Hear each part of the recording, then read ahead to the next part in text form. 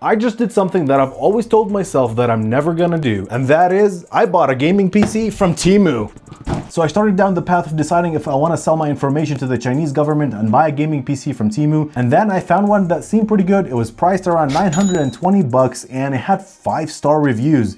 And to be fair, it had only one review, and that review was 5 stars. So now that I say that, it sounds like I'm definitely going to be getting scammed. But hopefully that does not happen. This PC does have an RTX 4060 in it, and it has an AMD Ryzen 57X, so the CPU and GPU are not bad at all. You get 32 gigs of RAM and 1 terabyte M.2 SSD, and it's actually packed in a case that looks really good. At least that's what the website shows. So hopefully we get what's on the website. But with that said, let's unbox it and see what we get. Not gonna lie, I'm kind of nervous because I feel like I just wasted $1,000. I don't know for what. Make sure you subscribe. Packing seemed pretty good to me. It's from this company called Ningimi.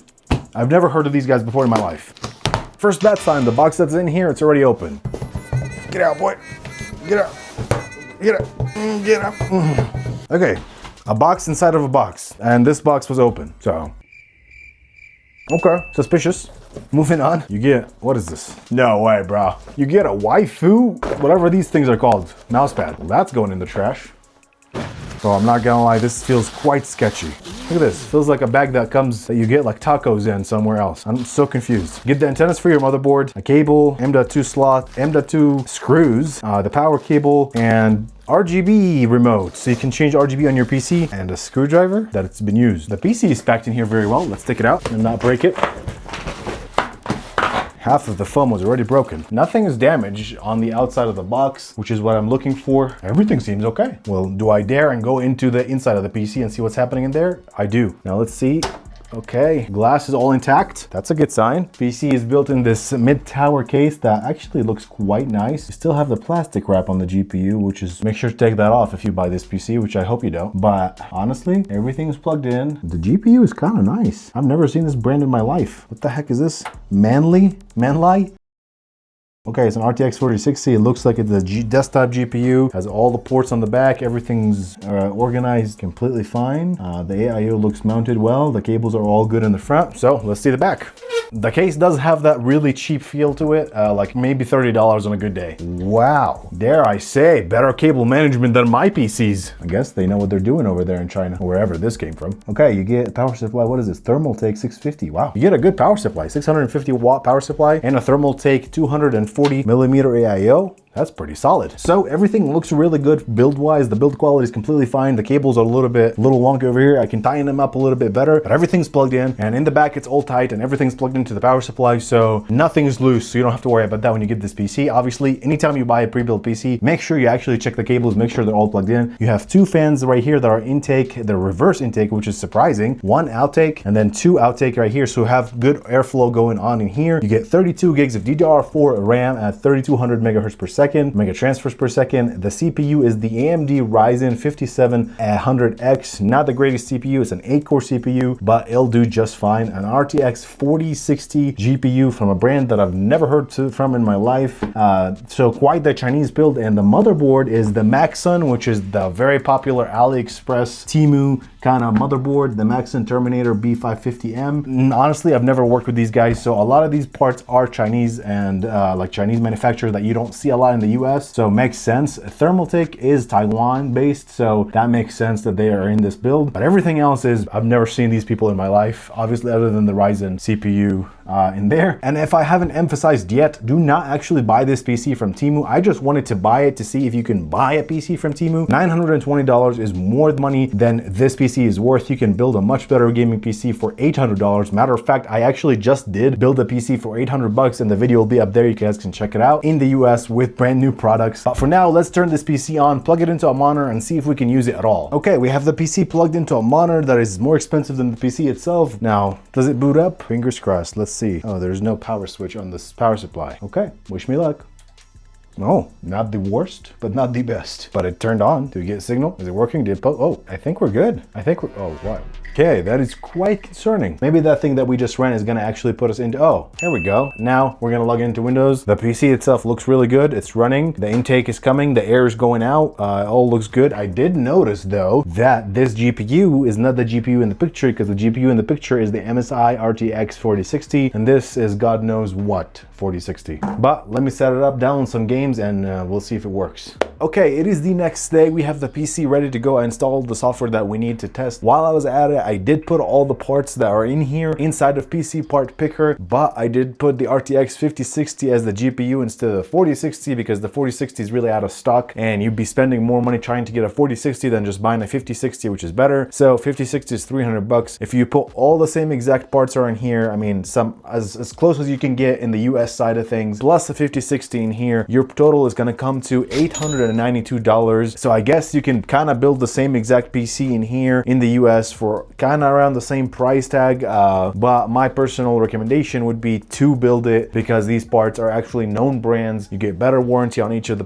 parts, and it's gonna be $892. But if you do not want to build a PC, I highly recommend you go check out whatever it's gonna be. This video that I just posted where I bought a gaming PC from Costco for $950, that trumps this bad boy. Has much better GPU, it has much better CPU, and everything in it is way better than this PC at the same price range from Costco, and it would be covered in warranty, especially if you're in the US. Moving on, this PC has an LED button at the top that doesn't work. So I guess that's why they give you this remote, which I don't know if it'll work or not. Oh, it does work. Okay. Blue, red, green, white, brightness. Yeah, so the remote does work with the RGB, which is, I guess that's a good sign. Anyway, first thing we're going to be running is Cinebench. I'm going to stress test the CPU. We're going to make sure we're getting good airflow and the temperatures are not spiking like crazy. So let's do that. Okay, one thing that I noticed that is quite concerning is the Wi-Fi speeds are extremely low. The chip that they have in here is plugged into the PCIe. Now, I'm not 100% sure if the drivers are actually installed or anything. It is working, but to show you guys, the download speed is so slow. We're only running on 19 megabits per second, which is like not even anywhere close to what my speeds are. I pay for 1 gigabit of download speed. Next, we're going to run our Cinebench test to test the CPU, make sure that we get a really good score, meaning that our CPU is in good condition, and we're going to keep an eye on the temperature and the loudness of the PC itself. So let's do that. Okay, the fans have ramped up, but honestly, it's not as loud as I expected it to be. And here's a little quick test of the loudness of the fans.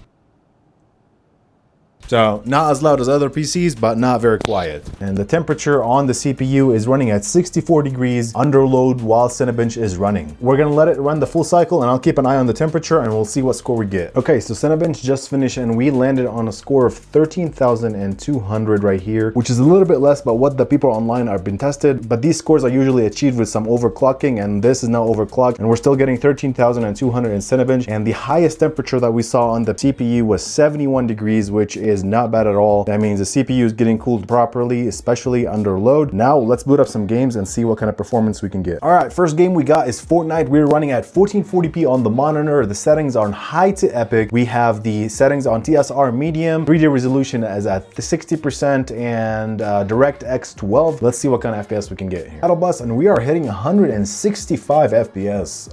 CPU temperatures at 70, GPUs at 66. Both are good. Let's see if we're stuttering or we can play this game or not. I am a little worried about the ping and the internet speed because these Wi-Fi chip is garbage. On the ground right now, we are hitting a little glitchy, but it's all good. It's all good. We dropped, the FPS dropped to 100 FPS.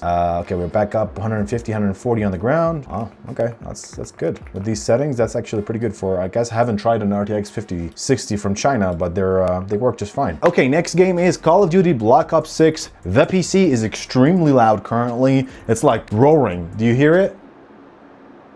Yeah, so it's trying to keep the CPU and the GPU cool, but we're gonna be playing at 1440p. I'm gonna turn off all upscaling, no DLSS, nothing. This is raw 1440p, and it's gonna be to medium to high settings, and we can see if this PC can run it at all. All right, we're in a stakeout match, and let's see what kind of FPS we get here. 60 FPS, okay. That's with no upscaling. The game looks really good. CPU is at 72, GPU is at 70 degrees. We'll turn on DLSS in a second to get more frames, but running around, we are hitting 75, 80 FPS at medium to high settings with no upscaling at 1440p. That's honestly not that bad. A little stutter right there, but that's okay. It happens. This game is not the best. I can't get a kill though because I'm not that good at the game. Okay, we turned on DLSS and we are rocking 125 FPS, 130 FPS. That's much better, more playable. The game still looks really good, honestly. DLSS hasn't really affected that much, and it's quite smooth. Still suck at the game, but it's a different problem. And lastly, we got Cyberpunk 2077. This game is crazy demanding, mainly on the GPU, so let's see if this Chinese GPU can even run it. Oh, I just realized I forgot the plastic on the GPU. Oh well, it's fine. But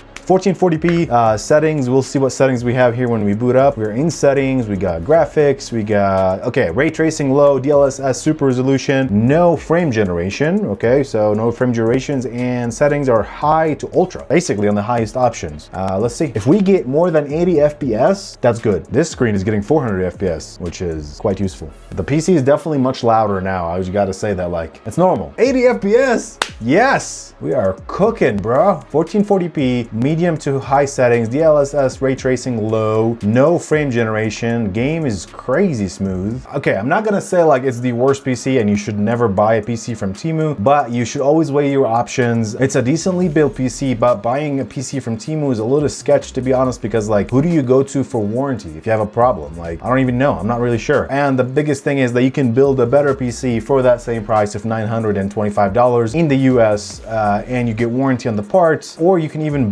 buy a pre-built for around the same price with better performance in the US as well. But honestly, some stuff was questionable when I was unboxing it. Some stuff, oh, I just ran this lady, I'm so sorry. Some stuff that was in the box is a little questionable, looked like some things were opened. The cables, the way they arrived, were like in a sandwich, little baggy. So a lot of low quality indication. There's nothing really else much to say other than it's okay. It's not the worst PC out there pre-built wise, but my recommendation, don't buy it from there. Other than that, I'll see you guys in the next video. Bye.